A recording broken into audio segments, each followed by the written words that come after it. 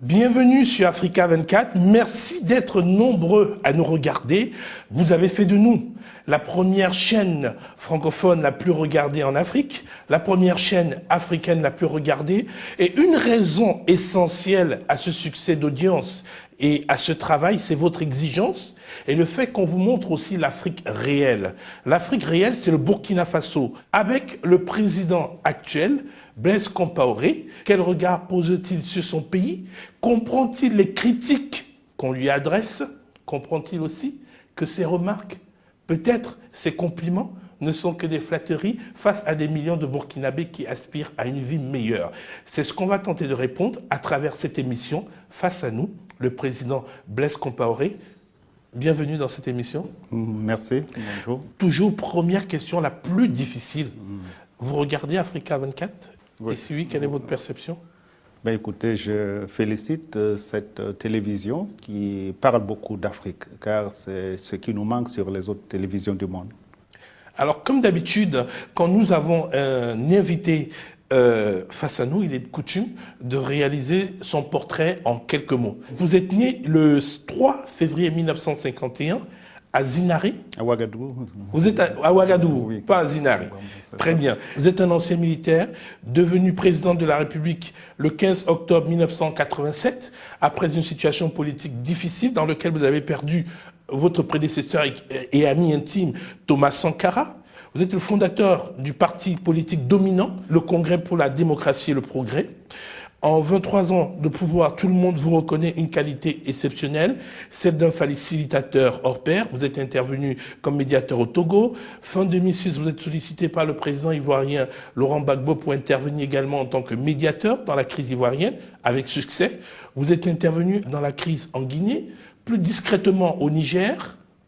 Les Occidentaux vous sollicitent désormais pour tous les problèmes sur le continent.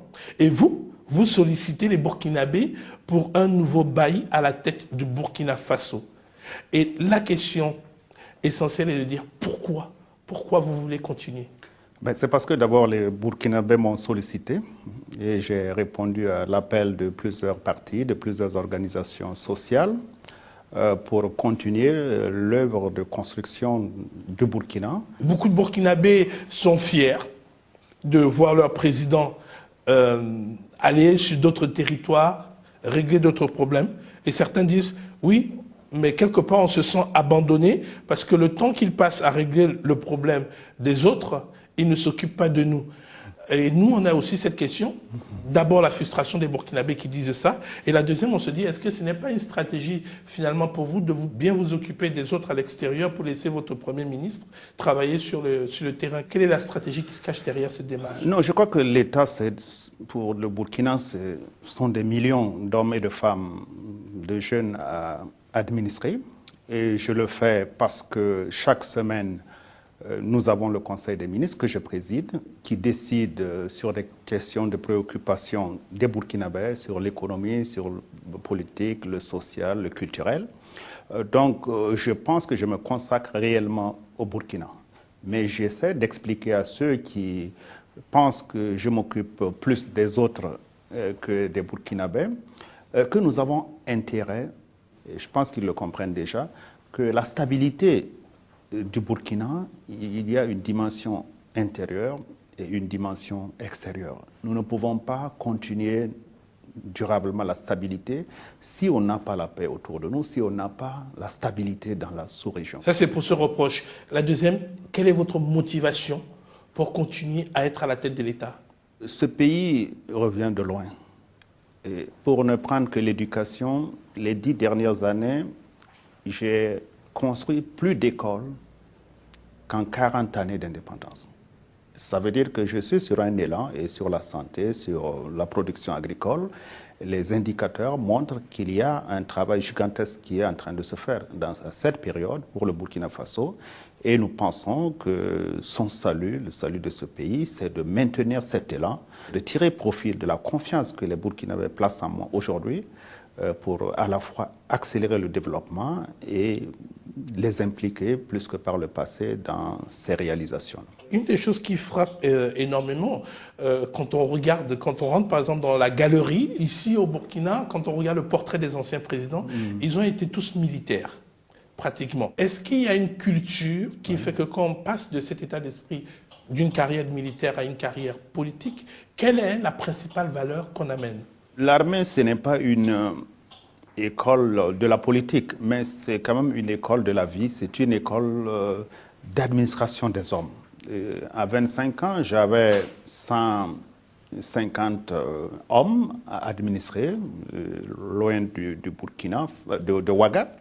Et cela, bien sûr, m'amenait à faire quoi déjà? Chaque matin, je dois m'occuper de leur instruction, organiser l'instruction, voir à l'infirmerie la santé, comment, s'il n'y a pas de malades, et comment les prendre en charge, m'occuper des sports, m'occuper de l'alimentation de ces hommes. Alors, donc, je pense que c'est une école qui vous prépare pour administrer les hommes mieux que toute autre école dans les professions que nous avons aujourd'hui. Quand vous allez face aux Burkinabés, quand on essaye d'écouter des gens autour de vous, la perception qu'ils ont, beaucoup de gens vous trouvent attentifs, prévenants.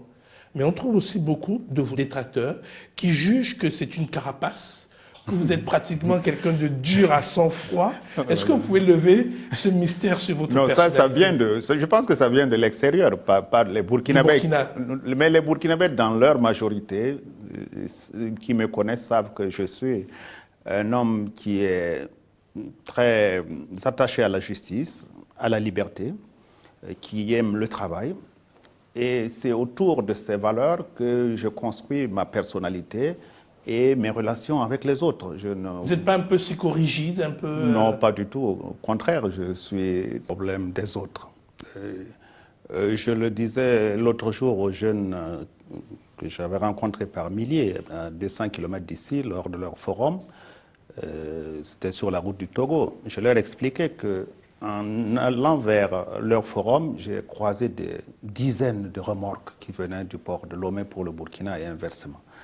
Alors j'ai dit, imaginez que le Togo s'arrête, ou la Côte d'Ivoire, ou le Ghana, par crise, conflit intérieur, les effets sur l'économie du Burkina vont être immenses.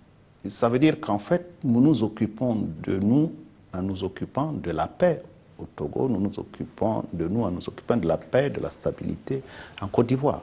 Par exemple, dans le cas ivoirien, on juge que si tout le monde vous reconnaît des qualités d'avoir réglé et aidé à régler ce problème, mais on dit c'est le pyromane qui est devenu le pompier.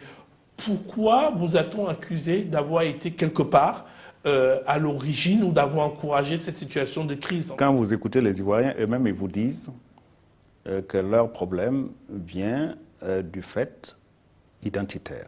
La fameuse ivoirité. Que s'il y a des Ivoiriens de circonstances et des Ivoiriens de souche multiséculaire, comme cela se disait, toute société humaine, dans ces conditions, va imploser, va connaître des crises. Alors donc aujourd'hui, moi, je ne vais pas débattre sur comment est arrivée cette crise, qui, nous savons tous, a des racines dans l'histoire de la gestion des hommes en Côte d'Ivoire. Et je pense que ce qu'il faut, c'est encourager les Ivoiriens à aller vers ce deuxième tour, parce qu'une conquête importante pour la Côte d'Ivoire, c'est l'identification. Parce que quand une nation comme la Côte d'Ivoire sait aujourd'hui qui est ivoirien, qui ne l'est pas, je crois que c'est important pour l'avenir. Et aujourd'hui, il faut seulement encourager les Ivoiriens à conquérir une autre grande valeur pour le pays, c'est la démocratie, c'est le suffrage qui est en train de se dérouler.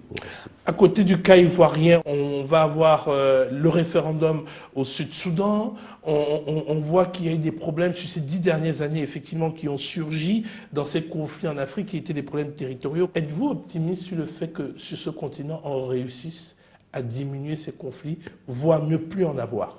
Il faut souhaiter qu'au niveau des dirigeants politiques de nos pays, on prenne davantage conscience qu'il nous faut agir véritablement sur la sécurité humaine. Les hommes, les citoyens, dans toutes les sociétés, dans tous les États, ont besoin de manger, d'être en sécurité politique, d'être soignés, d'apprendre plus, d'avoir du travail. Je crois que si les dirigeants s'occupent davantage de ces questions, du règlement, des réponses apportées à ces questions, on peut créer un environnement meilleur pour la paix dans notre continent. En même temps, nous devons aussi prendre nos responsabilités lorsque les conflits arrivent, comme nous sommes en train de le faire sur la Guinée, la Côte d'Ivoire, le Togo. Nous, Africains, nous connaissons mieux nos sociétés et nous pouvons accompagner mieux la recherche de la paix que des citoyens venus d'autres continents. Est-ce que, quelque part, se réfugier aussi derrière ces citoyens venus d'autres continents ne cachait pas une forme de séparation, de déconnexion entre les peuples et les dirigeants? Oui, c'est sûr qu'aujourd'hui, bon, je crois avec les expériences, et pas même dans d'autres régions d'Afrique, des expériences qui ont été donc celles d'Africains, montrent qu'il est possible. Je crois que les Africains commencent à comprendre qu'on n'a pas besoin toujours d'aller à l'extérieur, qu'on a besoin de l'extérieur pour nous accompagner, parce que nous l'avons vu en matière même d'expertise, en matière de soutien logistique. On a besoin de la communauté internationale et de son autorité morale. Mais je crois que nous, Africains, nous devons prendre davantage de responsabilités dans le règlement de ces conflits parce que nous connaissons mieux les hommes, nous connaissons mieux nos sociétés et nous sommes assis sur des valeurs de dialogue, de compromis qui sont ancestrales. Je pense que nous avons intérêt et pour nos sociétés à effectivement nous investir réellement sur le plan africain. Alors si les sociétés veulent s'investir, on a aussi un regard sur les institutions. Oui. Ces derniers temps en Afrique, il y a eu beaucoup de discussions sur une ligne politique commune africaine pour se défendre. Certains ont balancé pour un pouvoir plus accru de l'Union africaine en l'État et d'autres militent pour les États-Unis d'Afrique. J'aimerais avoir avec précision votre position. Alors moi, je suis ni pour l'une ni pour l'autre. Ni ça ne marche pas. Je veux non, je vous explique donc. Je veux pas une réponse. Oui, c'est ça. Oui, mais je vous donne ma position. C'est ce que j'ai donné en 2004, en 2008 dans les débats sur cette question. Parce que je crois que l'Afrique n'a pas besoin d'abord de structure. Ce n'est pas l'institution qui fait l'intégration. C'est l'action d'intégration qui fait qu'on a intérêt à aller à l'intégration. Et je l'ai dit souvent, si l'Europe s'était réunie pour faire un parlement, pour faire une monnaie commune, une banque centrale, il n'y aurait jamais eu d'Union européenne. C'est parce que les Européens se sont réunis autour d'abord de l'acier, de l'énergie, pour reconstruire l'Europe après la guerre, et qu'ils ont trouvé par la suite l'intérêt de démocratiser leur société pour aller plus vite, d'ouvrir les marchés, qu'ils ont construit progressivement le reste. Mais si aujourd'hui, nous mettons l'accent sur les institutions, alors que des pays comme le Burkina, comme le Malawi, comme bien d'autres, ont d'abord besoin d'énergie, ont besoin d'agriculture, ont besoin de formation, je pense qu'on risque de faire du bavardage. Donc moi, je pense qu'il faut d'abord on s'appuie sur les quêtes réelles des populations aujourd'hui. Si autour de l'énergie, on s'organise pour se donner 10 ans, on électrifie, on connecte, interconnecte tout le continent et on a les moyens, je pense que l'Union africaine va marcher mieux. Mais si c'est le débat sur les institutionnels, nous passerons, nous perdrons beaucoup de temps. Vous prenez en réalité l'Union par des projets? Par la réalité de l'intégration, ce n'est pas le bavardage. On passe des heures et des heures à bavarder. Ça nous a conduit à quoi? À rien. Il s'est posé un problème qui met en péril de nombreux agriculteurs ici au Burkina, c'est le problème du coton. Pendant que les concurrents américains ramassent des subventions à bout de bras, l'Afrique n'arrive pas à parler d'une voix sur ce problème et il y a des répercussions. Est-ce que vous, aujourd'hui, vous avez une autre approche pour permettre de sortir de cette situation, par exemple? L'Afrique parle d'une seule voix. L'Afrique nous a soutenus dans ce combat. Les pays les moins avancés, la Ligue arabe. Mais en fait, c'est un combat qui est déterminé, dont l'issue est déterminée par les rapports de force. Je crois que l'Afrique aujourd'hui doit comprendre que pour être écoutée, il faut apporter dans le débat. Donc, et apporter dans le débat du commerce, c'est vraiment renforcer nos capacités de production économique. C'est la seule façon, si nous devons vendre, nous avons des capacités d'être leaders, de pouvoir dominer un secteur donné, il est certain que nous allons mieux être écoutés. Mais pour l'instant, nous avons des faiblesses économiques qui font que nous sommes moins entendus. Alors d'un côté, il y a les faiblesses économiques, donc on est moins entendu. De l'autre côté, on n'est pas assez solidaire, on ne s'entend pas. Donc problème à l'OMC, problème sur le contrôle et le coût des matières premières, leur transformation locale. Est-ce que quand vous voyez toute cette difficulté, vous vous dites qu'à telle échéance, on peut arriver à franchir un pas, ou vous dites non, on ne s'en sortira pas? Mais aujourd'hui, lorsque l'on fait des trajectoires des économies dans le monde, vous voyez bien que l'Afrique est sur une trajectoire ascendante. Parce qu'on a besoin de ces matières premières. Oui, mais parce que aussi il y a la croissance et il y a des opportunités de croissance possibles pour l'Afrique, alors que dans le reste du monde,